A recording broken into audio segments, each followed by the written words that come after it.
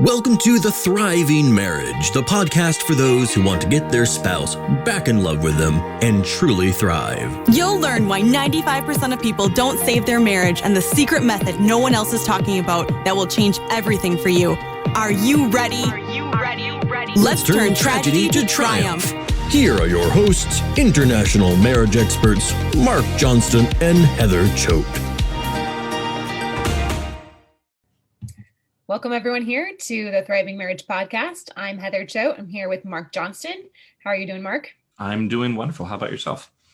Good. We were just talking about how in Colorado we are getting dumped on with snow. And Marc, you said your kids were supposed to be. We were supposed to get a lot of snow today. It was supposed to be a lot of snow. And I'm looking out my window and there is nothing. Yeah. My 2-year-old says we're in a snow globe. So she can't say that word right.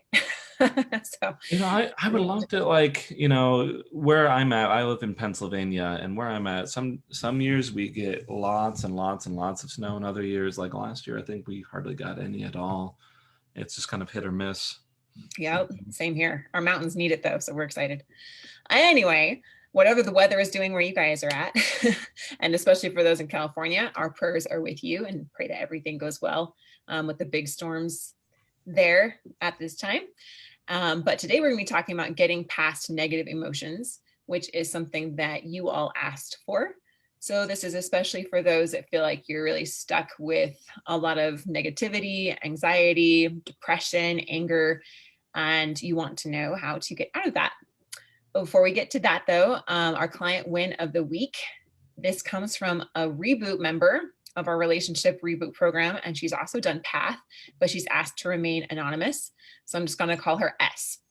She says, I haven't posted in quite a while. Hi, Heather and Marc. For those of you who are new and don't know me, I'm S. I'm 64, married 34 years to my king. I think it says it's a crown, so I'm thinking king. We struggled for many years since 2006 when our oldest was diagnosed with schizophrenia. This involved emotional estrangement, multiple separations, infidelity, and talk of divorce. When all seemed lost in 2018, I joined Relationship Reboot. It was a turning point for me. For the first time, I was able to see past my pain and comprehend his pain. Wow. PATH completely changed the trajectory of our marriage. Thank you, Heather and Marc, and thank you, Lord. And then this is at Christmas. So she says, I just wanted to share some Christmas hope with you all by posting some Christmas wins. 1 year ago, last Thursday, December 16th, my beloved came home for good. Praise God. 1 year ago, last Friday, December 17th, my prince put his ring back on. Hallelujah. Thank you, Jesus. He is the God of miracles. Falling in love all over again. It's a roller coaster ride of ups and downs and loop-de-loops. It's real and it takes my breath away, humbled and thankful. So she's done the work obviously for several years now, since 2018, joined the Relationship Reboot, and then has been doing PATH as well and seeing progress. And like she says, it is a roller coaster, right? But she's definitely heading in the right direction. So great job, S, and thank you very much for sharing with everyone. All right. So today's topic, getting past negative emotions. I think a lot of our clients are probably dealing with this. I think, more what we're discussing though is getting past your own negative emotions rather than dealing with your spouse's negative emotions, right?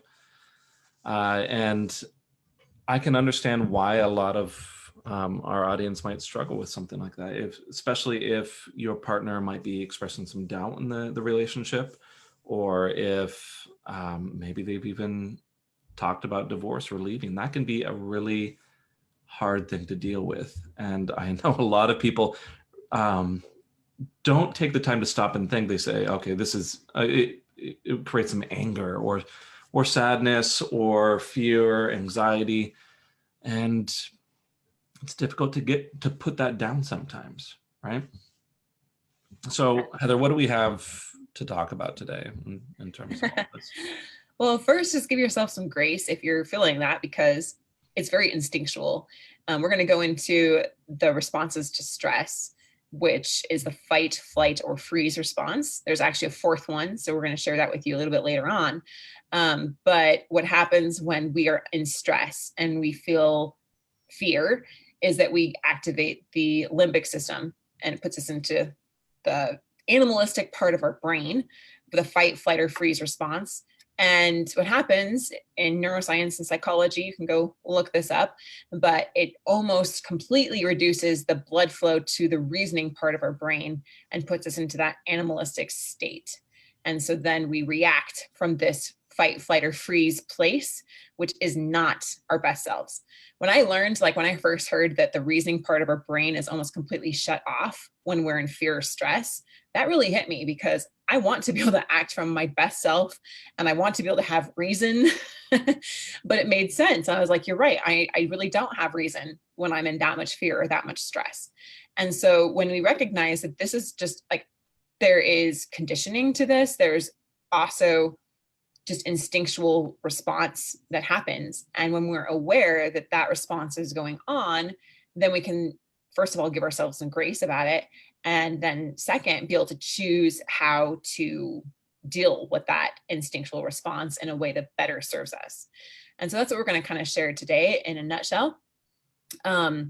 So just being aware that that process is happening for me was empowering, because then I realized why I kept reacting the same way, or why it was so hard to act as like a better self or a more reasonable person until I learned that there are ways to, we had that instinct, right? It just kind of turns on, but then we can choose what we do from there. And then we can choose to get back away from the limbic system and get into the higher reasoning part of ourselves so we can make better empowered choices. So my first thought here, though, is that knowing that it's all instinctual, right? These feelings are instinctual, but that we can still choose what we do about them. And also knowing that all emotion is good. For a long time, I used to kind of feel shame about some emotions, and recognizing that all emotion is actually good. It all comes for a purpose. And it's meant to move. The word emotion, when you look at the Latin root, means in motion. It means feelings that are in motion. They're not meant to stay with us. They're not meant to be there forever. We'd probably love to feel happy forever, but it doesn't work that way. Emotions come and they go, and they're meant to flow. And the problems come when we stay stuck in negative emotions and we don't allow them to flow. We don't allow them to be in motion. That's when it really doesn't serve us. Marc, what have you seen? Yeah, no, I think that even that comment right there, I like to focus quite a bit on understanding your partner. And I think this can provide some of that as well. I think a lot of times we might see our partner, husband or wife, and see that they are angry, and we say that's not okay, that's not a good thing. Or they're and this is less common, but maybe they're sad, and that's not a good thing. I do see a little bit more often with that sadness, it's more like, this has become overwhelming for me to deal with. And still, that's not a good thing. You say they need to let that go. They shouldn't be sad. But I like your point there, Heather, in that these emotions are meant for something. They're really good indicators that something is off. And I think a good question in response to these emotions, once everyone's calmed down and you can think rationally about it, is what do I need to do about this? So, I mean, you were using an example of anger, and I think that's a good example. So if I'm angry, perhaps something that my partner is doing, what do I need to do to change that, instead of just continually spitting out this constant barrage of anger towards someone else? It gets us away from, as you were explaining earlier, kind of that fight or flight or freeze, and a little bit more towards something a bit more productive with these emotions. Now, I've also heard many times that, a kind of this statement that my spouse doesn't listen to me. I'll be honest. I typically hear this from women. My husband doesn't listen to me. All he does is try to give some solutions and doesn't want to hear what's going on. And what I'm getting at here is you need to have room for both. You need to have some of that room for listening, but then it's, as you're talking about moving on, getting in motion, it's that other question is much more important. Right. And so how do we get in motion, right, with our emotions, especially if we've been feeling really stuck? So the first thing that kind of came to my mind with this is like taking the shame out of negative emotions. So just raise your hand in your own mind or whatever if you feel like some emotions are bad. How many people are with me? Like, that's a bad emotion. I shouldn't feel anger. I shouldn't feel, resentment. I shouldn't feel sad. I shouldn't feel scared. I shouldn't feel anxious. We have labeled those emotions as bad or unpleasant or unwanted, right? They might be unpleasant, they might be unwanted, but they do come for a reason. I think this happens when we're kids. We're told, you need to control your anger, control yourself, don't feel that way. Don't express to me that I've hurt you. Don't feel pain. You need to lighten up. You're too serious. Why are you always so mopey? Go outside and be happy, right? So we're shamed a lot by the emotions that we feel as young children. And we're taught that I shouldn't feel that way. I need to control myself. I need to be better. If I just didn't feel this way, people would love me more. They would accept me. And anger is bad. I need to try to control it. And so we're taught to have a lot of shame or suppression of these emotions that we feel.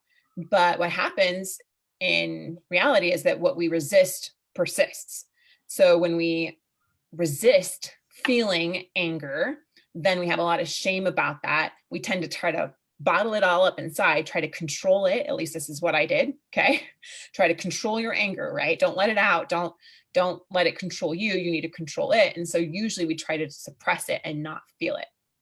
Well, this has been an interesting experience for me this year because I've actually come to embrace anger, if that makes any sense at all. But I realized after working through things for several years that I never fully let myself feel anger for some of the things that had happened in the past. And so when you talk about being stuck in negative emotion, that defined exactly where I was, right? For years, I felt like I kept suppressing it. I kept feeling, kind of bitter, but kept trying to shove it down, not feel anger because anger is bad. And if I feel anger, then I'm not controlling it. So then I'm bad, right? It's a lot of shame and guilt, which only perpetuates the shame cycle. Marc, you know the shame cycle. What we resist persists, right? And so finally, my mentor this year said, Heather, with that thing that happened when that person really hurt you, and this was now going on 17 years, did you really feel angry? Did you express your anger to that person? And I said, no, I'm not supposed to feel anger. I'm supposed to feel compassion. I'm supposed to understand their perspective. I'm supposed to let it go, but I can't, I feel like I can't, I'm just stuck. How do I let it go? And she says, you can't let it go until you finally feel it fully. And so with that, giving myself a space where I could feel it fully. And in my mind, kind of going through like a meditation almost, but in my mind, going to that person and expressing how angry I was with them and letting myself feel it fully was the very thing that needed to release that, right? To move it forward, to get the emotion in motion. Because unless we feel it fully in kind of a more productive way, then it tends to simmer inside of us and become very destructive and we stay stuck in it. So Marc, I don't know if you've had any similar things like that in your marriage or in your life. So it's Heather, I feel like, so we work together, but we're different types of people. Yes. Yes. We've come to realize that over the years working together. So like on my end, but even though we're different kinds of people, this is somewhat similar. It's just coming from a slightly different angle. So in my relationship with Jen, I feel it is sometimes difficult to express some anger or sadness or disappointment or or anything like anything along those lines, because I don't want to trouble someone else. I don't want to bother someone else with something that I'm feeling. And that's kind of been like, this is then even further, like, this is just what happens in my job. I listen to other people. Other people's feelings are more important. And that's just kind of reinforced daily in my work. And I tend to bring that a little bit home. And Jen and I have actually been working on this as well. We've been saying exactly what you were talking about earlier. It's okay to feel certain things and to share that. And Jen and I both tend to kind of avoid those negative feelings. And it's been interesting letting some of that out in the past couple of years or so. And it's definitely made us much closer, helped us to feel more open. And even though we're not wanting to share all those feelings for different reasons, it's still coming to the same conclusion. It needs to get out there. And I think this is our next kind of idea here is you do need to feel your emotions fully, and emotions aren't bad. I think a big part of this, much like what you're expressing, what I was expressing, there needs to be room for these emotions to be expressed.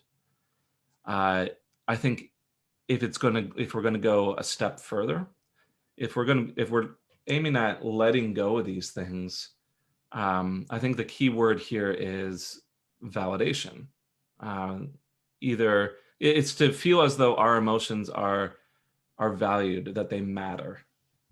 Now, if you're really in an awesome place, I think you can probably do well with validating your own emotions and taking some space to value how you are feeling. But I think a lot of us, quite frankly, look for that validation from other people.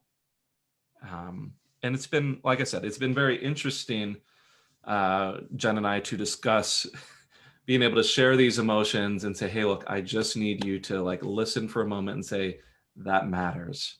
And that's important. And after that, like a lot of that emotions, it's so much easier to let go of it. Right. It is. I kind of relate it to like anger. Let's like relate it to like a fire, right? The match is lit and now it's burning, and you can either suppress it and let it like simmer inside, or you can let it burn itself out. If you think about any emotion and you think about feeling it fully, first of all, that scares a lot of people, right? Because of the shame thing. And they're afraid of what they're going to do. But if you just sit in pure emotion, I don't know if you've ever done this, but this is an interesting exercise. If you sit in a pure emotion, right? Pure anger, think about how long you can actually feel that fully in its pure sense. Not very long. It's intense and it burns hot and it burns volatile, but it doesn't burn for long. Sometimes, it can burn for a few minutes, maybe even a couple hours, at most a few days if it's pure anger. What happens is that in order to keep that fire going, you'd have to refuel it, right? So some people do that. They feel anger and then it starts to simmer and they're afraid of letting go of the anger. And so they have to bring in more fuel. We talked about that in the story, right? They bring in more fuel to be angry more, be angry more, be angry more, and keep that intensity going. But if you choose to say, okay, here's this thing that happened, I'm going to feel the anger fully about this. And you just sit in it in pure anger and just let it run its course, it will burn itself out as long as you don't refuel it. And so for me, that's like what I had to do. I had to let myself fully feel the anger, say all the things about why it made me so angry to this person in my mind. Nothing actually happened in the physical world in my relationship with this person. But I had to say it and I never said it. And then eventually it burned itself out because you can't sustain it unless you refuel it. And when you feel it fully, it burns itself out and then you can move through it. So rather than suppressing it, allow yourself to feel it fully. This is actually backed with science and neuroanatomy. You actually, I remember learning, like, you actually can't physically sit with intense emotions for very long. Your brain just doesn't allow it. Yeah, it takes too much energy.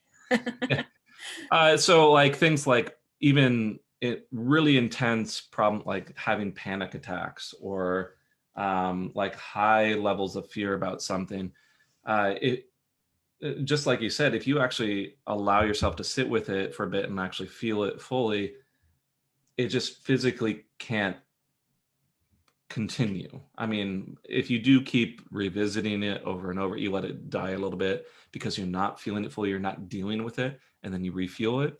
Yeah, you can keep that going, but like in any given moment, you can get to a point where you can calm down and then get to that rational mind a bit. Yeah, exactly.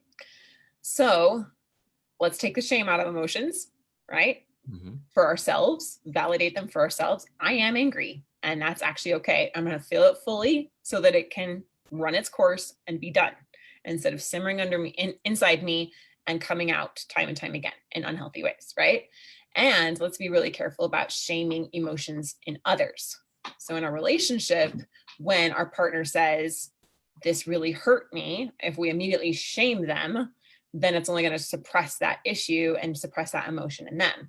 Yeah. So just as we want to be, heard, seen, validated, I've got the toddler here, for our emotions, then, we want to be able to give that to our spouse.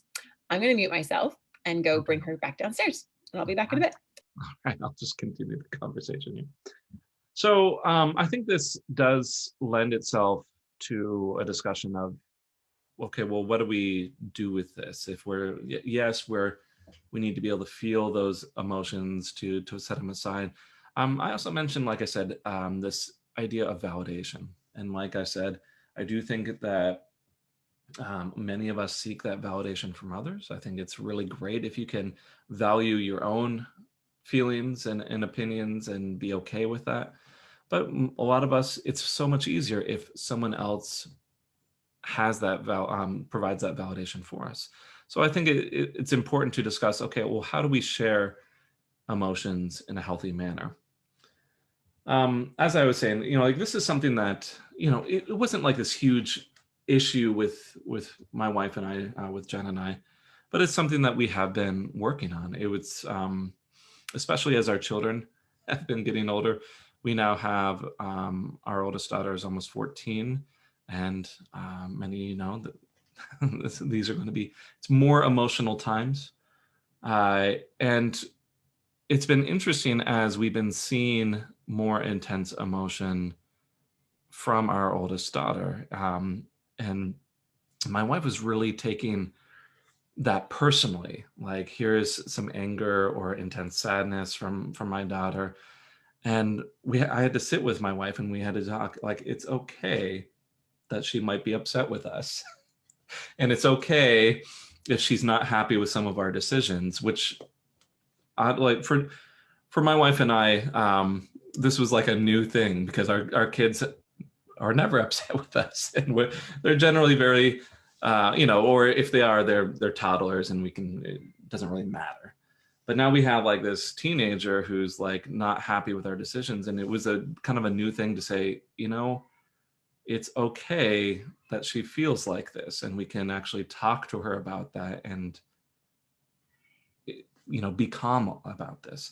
And I think that's what really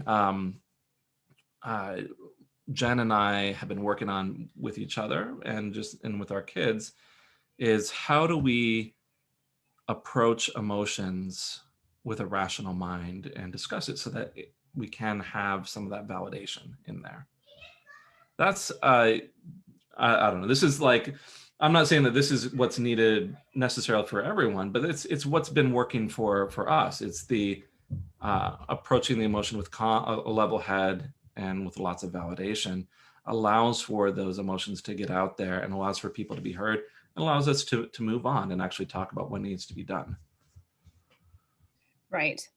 I just feel like someone out there is probably, screaming in their heads or maybe with their mouths at us right now that, well, if you're saying this, then does it just excuse their behavior or, lets them get away with their bad, hurtful things that they're doing to me? And if I let this go, then isn't that just setting myself up to get hurt again? And I think that that's a very valid thing and something that we hear a lot of in And, I've even felt that myself. And so like with your daughter and with all of us, and your marriage is struggling, your spouse has really hurt you, they've cheated on you, they tell you all these mean, awful things. And we're just like on this side of the the camera here saying, just feel it and then let it go, right?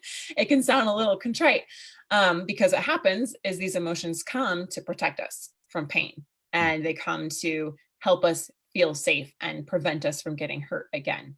And so I just want to throw that out there, that we get that. And when we're choosing to let negative emotion move through us rather than staying stuck in it, it's telling that part of ourselves that says, I'm scared, I don't want to get hurt, so I'm going to hold up this emotion as a shield, as a protection, so that you can't get in here, right?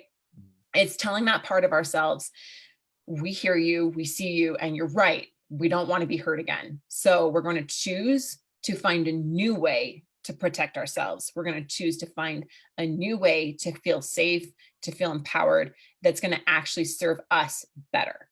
So that's a huge thing that I've seen happen with clients that we've worked with, and helping them to put down that, anxiety or fear, that defense mechanism, so that then you can still be safe and protected, but do it in a way that actually serves you rather than causes more harm to you and to the relationship.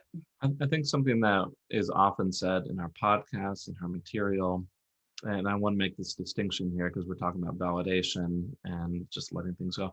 What we often say is that emotions are always valid. So even if your partner is cheating and they're upset with you, the emotion is valid, even if how they come to that emotion might not be. And it doesn't mean that if I validate the emotion that I'm agreeing that what they're doing is okay. Those are not the same things. It just means that I do need to address that anger or that fear or that sadness, even if I'm also addressing some of my own anger and fear. It's that these emotions, if we say that person doesn't get to be angry because they're cheating, really pushes them further away. They're not going to feel heard. There's going to be no reason for them to reconsider this relationship over here where they aren't understood. What they feel doesn't matter, when it very much matters to them. Agreed. That's something I'm learning in my own parenting in this journey, about not shaming them or telling them, you can't feel that way, right? That doesn't work. Our parents may have done that unintentionally with us. Our culture may do that. Our society may do that. Our religion may do that, shame us for different emotions. But the bottom line is, to us, like, everything we feel is real to us, right? No matter how we got there. And we need to recognize that our children, our spouse, the way they feel is real to them. So very well said, Marc. You said it way better than I did. No, I even catch myself sometimes doing that with my kids, say, no, you can't feel. Like, as an example, like if one of my kids hits the other one and then they're upset that the one that got hit is telling on them and they're really sad. I don't know if you've ever seen that. I have a child who hit someone else and tears are streaming down their face because they're going to get told on. Yeah. and it's really hard for me to not say no, or to say that's okay for you to feel. My reaction is say, no, you don't get to feel upset about this. Did that, yeah. But it's much easier with, I would say, more rational thinking adults. Maybe not completely rational thinking adults, but more rational thinking adults. It's a little bit easier to say, okay, what you're feeling is okay, and I'm going to try to understand that. Right. So, even beyond all this, you're saying, I get a lot of clients though that say, I just cannot let go of this. I keep feeling that fire, and I keep feeling angry, and this distance and this tension. And I do think it's a very real problem, especially when the pain is really intense, or there's been a big event in your history. Start carrying along that baggage. And I do think that to be healthy, there needs to be a way to let that go as well. I do think that, much like we've been talking about, being able to get it out there and to express these emotions, to have it validated, is a big step. But what if it's still like, I just can't forget, or I can't let it go? What do we do about that? So I do think that in those cases, sometimes some professional help is good, but, I'm going to talk about like what would be done with professional help. For our programs, for our clients, I tend to lean a little bit towards what's called narrative therapy type exercises. These are typically used for dealing with trauma, dealing with cases of PTSD, where there's been a huge event that someone keeps revisiting over and over again. It's about examining how you are describing what has happened to you and what is going on around you. We tend to, when these things happen, we build up this narrative. If I go into other terms, we build up these beliefs about what has happened, and we do those to, once again, to protect ourselves. We say, I need to be cautious with other people because they're going to hurt me. We build up this belief that I can't be open or else I'm going to be hurt, or I can't trust my partner. I'm going to be hurt again, or I have to stay angry with them or they won't listen to me. And you need to ask yourself, okay, what am I saying to myself that prevents me from letting go? I don't know if you've had difficulty letting go of things like this. I know, on the short term, I have to do this sometimes myself.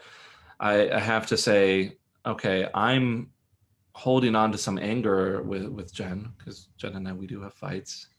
I'm holding on to some anger here. What am I saying to myself that's preventing this? And it might be Jen isn't listening to me, or, she doesn't understand me. And then I have to say, okay, well, where do I actually want to be with these emotions? And where do I actually want to be in this situation? I actually have to start not like creating a plan of where I want to be. And then I have to start asking myself, is what I'm doing right now, holding on to this, is it actually going to get me there? So this is why it's important, like, to get the emotions out, to feel heard, to try to get some validation so that you can calm down about this and start asking yourself these rational questions. And then even further, you might say, how might I view this in a more healthy way? Other perspectives other ways to look at this that might be healthier. And if you start asking yourself these questions, I don't know, for me, that's very helpful. To have a direction to go in, to start examining my thoughts, examining my goals, and actually start saying, okay, how am I going to get there? It makes it much easier to let some of these things go. Now, this isn't the entirety of like narrative therapy type things. That's a whole, like, we could talk hours on that. But it is a bit about examining your story and,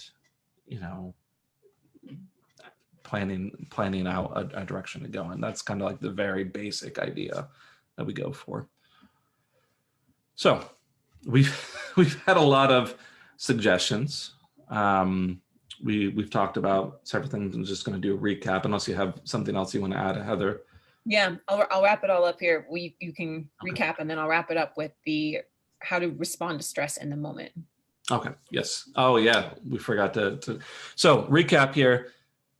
Emotion is fine, even negative emotions. We talked quite a bit about that, and we want to take the shame out of those negative emotions because we do tend to grow up having a lot of shame over emotions, many people.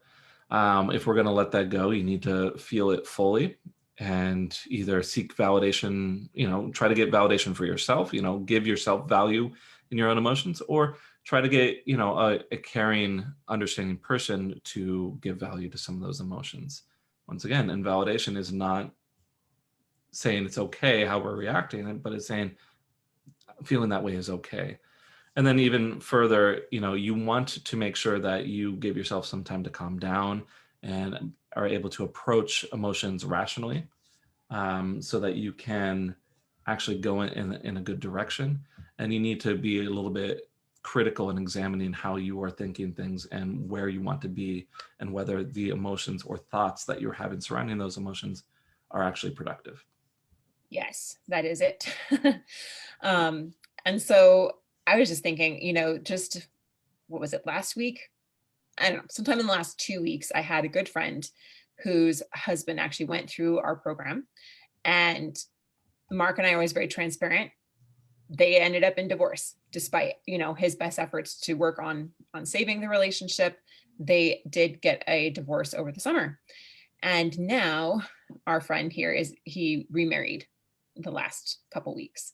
And so his ex-wife reached out to me and said, I am just so angry. I'm not supposed to feel angry, but I am just so angry. Can you help me?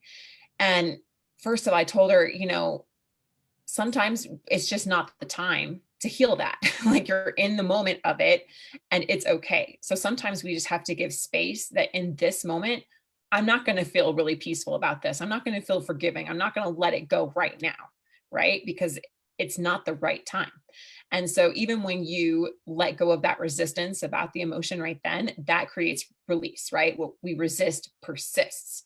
So instead of saying, I shouldn't feel angry right now, I should feel forgiving, I should feel charitable, I should feel Christ-like, whatever it looks like to you and whatever story you have about it, I should, think more about his side or whatever. In that moment, it wasn't the appropriate time for her to let that go, to feel forgiving, to feel completely free of this, right? Because it was happening right then. And so rather than resisting it, just allowing it to be and saying, it's okay. I'm angry right now. I'm going to feel it fully. I'm not going to resist it, right?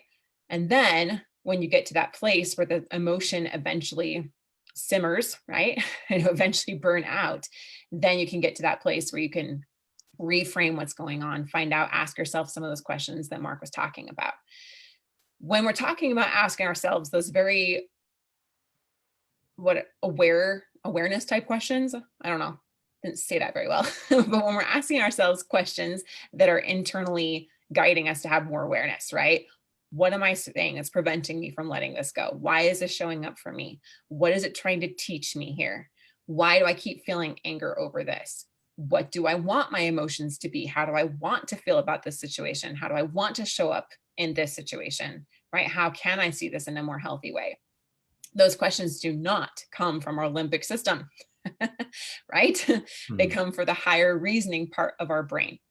So how do we get to that place, right? If we're in the fight, flight, or freeze response, which is our natural response to stress, like we talked about at the very beginning, how do we get to a place where we can ask ourselves some more, effective questions so we can start to get some more effective answers and solutions to our problem? So we hear about those fight, flight, or freeze response, but there's actually a fourth response to stress, but it's not an instinctual one. It's one that we can learn, and it's called the relaxation response. This is a response that helps us get out of that limbic system, puts us back into the reasoning part of our brain, so that then we can act as a better version of ourselves, a higher version of ourselves, rather than the animalistic lashing out kind of version or retreating kind of version, right? And so the relaxation response is something that you can learn and practice and develop in yourself, so that as soon as you get that trigger, you say, okay, here's that trigger, brain, I'm going into the relaxation response. And you literally train your brain through neuroplasticity, which means our brains aren't fixed. We can change them at any time through repetition and intention. I'm going to take 3 deep breaths right now and put myself into the reasoning part of my brain. I'm going to get out of the fight, flight, or freeze, or whatever that looks like for you. Some people, that's the 3 breaths and calming that system down. Actually, deep diaphragmic breathing, which means going all the way down into the lower part of your belly to your diaphragm, actually fuels your brain with more of the anti-stress hormones and more oxygen, which helps take you out of the limbic system. So that's always a good first response to stress, is taking 3 deep breaths and practicing this. There's some great meditations on YouTube, and there's one that I really recommend, maybe I'll put it here in the notes, on how to practice the relaxation response. So as soon as you have that trigger, it's also something that we teach, of course, in our program. It's how do you get out of that fight, flight, or freeze response? How do you get into calm, centered, best version of yourself? And as you practice it, you'll find that you can do it. I'm still a student, I'm not the master, but I've noticed a huge difference in being able to anchor in a relaxation response. So as soon as my 9-year-old gets into her high whiny voice and like emotional shutdown that usually just triggers stress immediately, I'm able to do the relaxation response instead and ask myself, how do I really want to be in this moment? So taking some deep breaths, saying something like a quick mantra to yourself: I am calm, I am loved, I am safe. And then I ask myself, what would the best version of me do right now? Then I just take a few heartbeats and listen to what answer comes and then follow it. That's what works for me, but it looks different for every single person. So I encourage you to find out how you might be able to develop your own spontaneous relaxation response, because we don't always have time to go meditate for an hour or go take a walk or go take a bath or, go talk to a friend or a therapist in the moments of life, in the challenges that we face day by day. And so learning how we can choose a new way to respond to stress, to fear, to anxiety, to hurt is going to completely change things for you. It just completely changed things for me and many, many of our clients as well. Any final thoughts on that, Marc? No, I just haven't kind of. I found in terms of developing new habits with emotions, I have employed this myself and sometimes suggested to other people.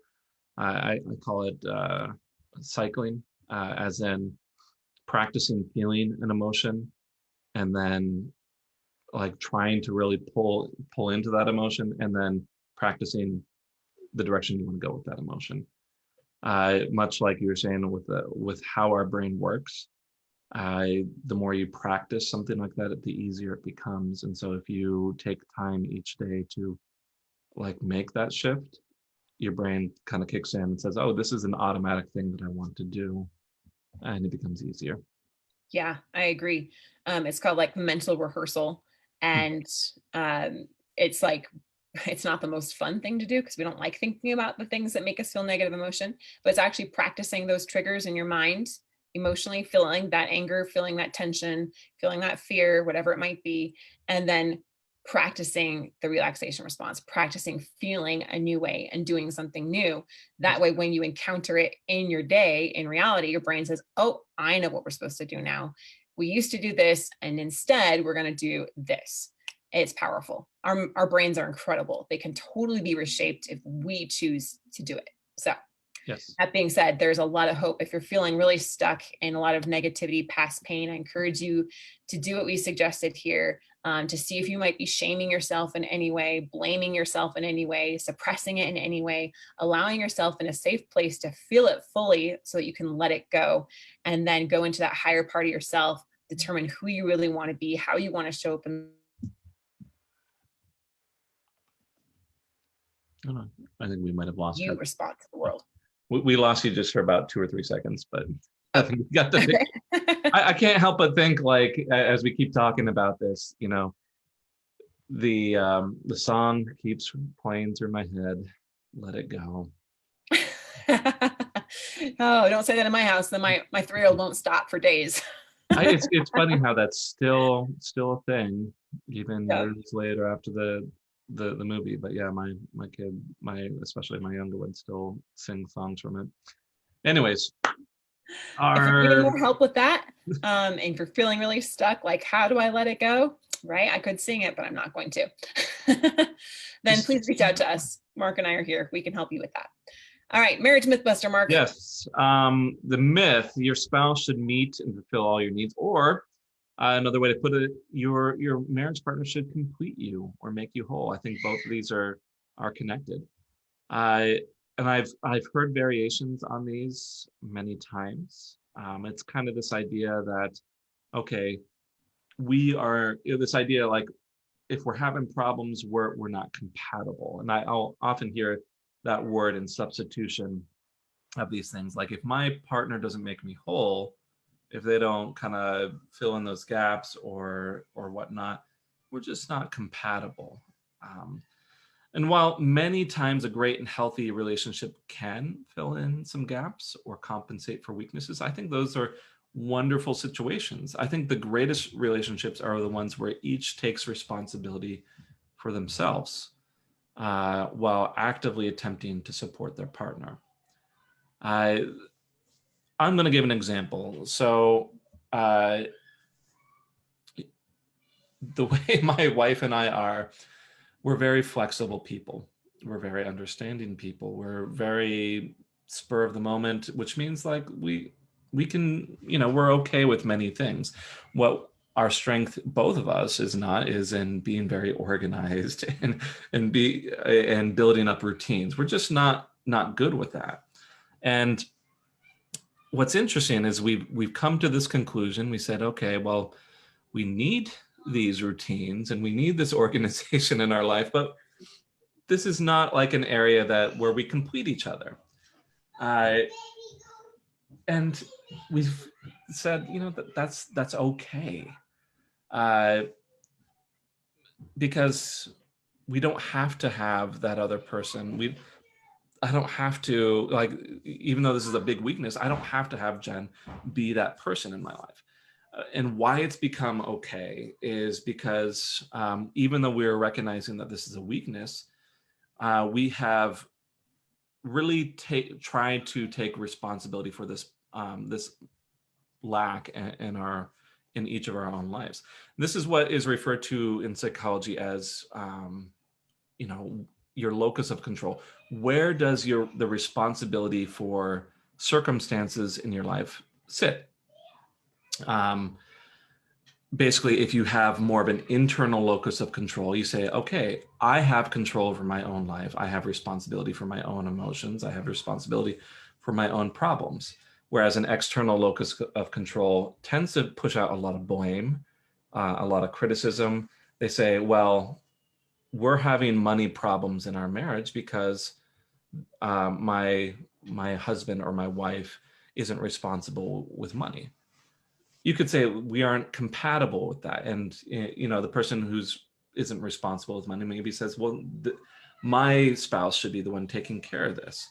But in general, like I said, and this is just general psychology, it is a much more healthy situation. It's a much more healthy relationship when you can say, here's a problem and how am I going to handle that? What am I going to do to affect this in my life? It's just outcomes are universally much better when you take that perspective. And how, like, we apply this here, like your spouse should meet and fulfill all your needs. Already you are giving a lot of control over the outcome of your happiness, your well-being to someone else. They control whether you are going to be happy.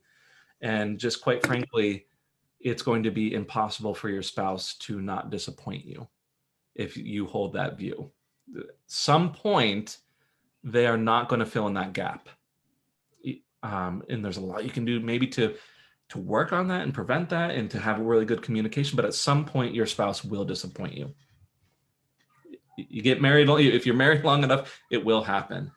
And rather than approach it with blame, the much healthier approach is taking responsibility for your own needs, your own making yourself whole in there. Like I said, it's great. It's wonderful. We love a supportive spouse who fills in those gaps. I think that is awesome. It's just, it won't happen on every single point, and it's okay. So that is the myth there that we're busting today. It has been busted, and I'm a living example of that. I used to feel that I wasn't good enough unless I got that from validation from Ben. And so, even on a deeper level, I felt that need had to come from him, until I learned that I needed to find that in myself first. And when I found it in myself, then everything has completely changed. One more last story, because what you said reminded me of this. I can remember way back when I was a student and I was taking volunteer clients at school.